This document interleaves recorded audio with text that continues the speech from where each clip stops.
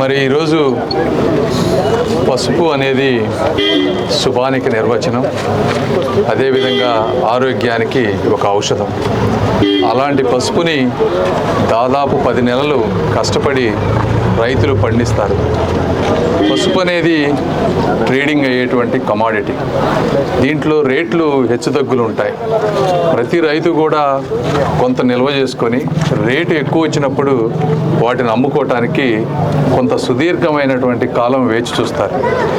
వారికి అదృష్టం కొద్దీ ఇటువంటి సమయం వచ్చినప్పటికీ, దురదృష్టం కొద్దీ మరి దాదాపు 350 నుంచి 400 రైతులకి సంబంధించినటువంటి లక్షలాది బస్తాలు, అంటే దాదాపుగా 80 క్వింటాల్ పసుపు కాలిపోవటం అనేది చాలా దురదృష్టకరం.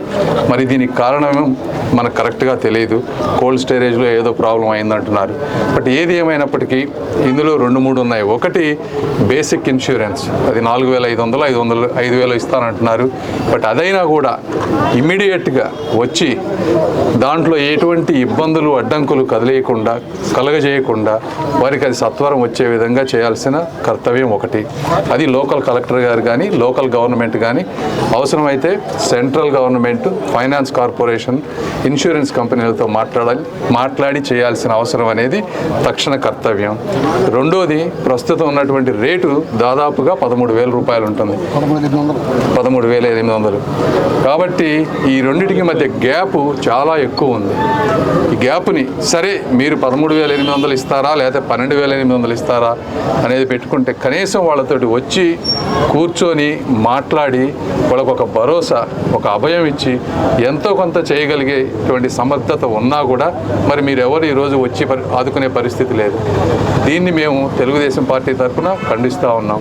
అదేవిధంగా మూడోది, ఎటువంటి మళ్ళీ జరగకుండా పార్టీ ప్రభుత్వం నుంచి కానీ, కోల్డ్ స్టోరేజ్ల నుంచి కానీ ఒక ప్రణాళిక, ఒక ఆడిట్ చేసి దీనికి ఎందుకు ఇలా జరుగుతుంది అంటే దాదాపు 60 కోట్ల రూపాయల విలువైన 100 కోట్లు, అంటే నేను గ్యాప్ చెప్తున్నాను, టోటల్గా 100 కోట్లు, 60 కోట్లు గ్యాప్ డిఫరెన్స్ వస్తుంది. ఇటువంటి గ్యాప్ రాకుండా ఫ్యూచర్లో ఎటువంటి తీసుకోవాల్సినటువంటి అన్నీ కూడా మీరు తీసుకోవాల్సిన అవసరం ఉంది.